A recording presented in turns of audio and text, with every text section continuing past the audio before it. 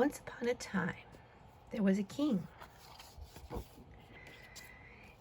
who ruled in a land far away. He lived in a magnificent palace. The people of the land were good people. They loved to work and they loved to play. But the king had so much work to do that he could never find the time to laugh and play, and had no friends. The king was always the last to go to bed. Back in the royal bedchamber, his head was full of the problems of his kingdom.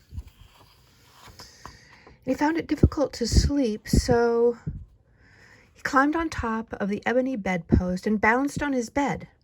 He bounced and bounced until he forgot all of his problems. But one night, a nosy minister saw the king bouncing, and he couldn't believe it. The king was laughing and cheering and bouncing. And then the king fell fast asleep. He had bounced so many times that he had forgotten all of his worries.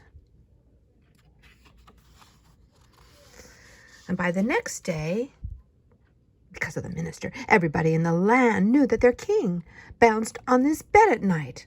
Everyone gossiped about it. Even the animals whispered to each other. So the ministers, nobles and judges of the land had a meeting, and they decided it just wasn't proper for a king to bounce on his bed. The king had no choice. He signed a proclamation that no one in the land may bounce, not even a king. The king was so sad. Instead of sleeping, he walked in his park in the moonlight. He'd never be able to forget his worries, and he'd never be able to sleep at night again.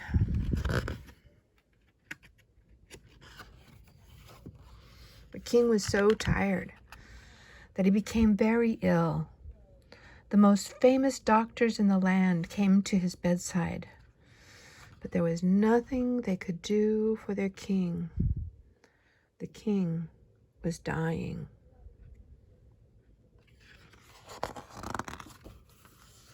He whispered a last request to his ministers. "Please, let me bounce once more." So they gently lifted their king onto the high ebony bedpost. And then the king jumped, and he bounced, and he jumped again, and he laughed, and the doctors couldn't believe it. So the king was allowed another bounce and another.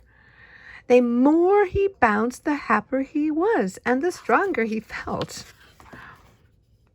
He looked so happy that the doctors began to bounce too, and then the ministers, until finally the whole palace was bouncing.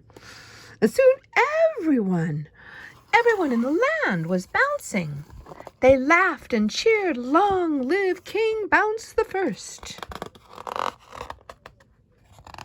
And that's the end of the story. Thank you, Helme, Heine, whose book, King Bounce the First, was written long ago, but shall never be forgotten.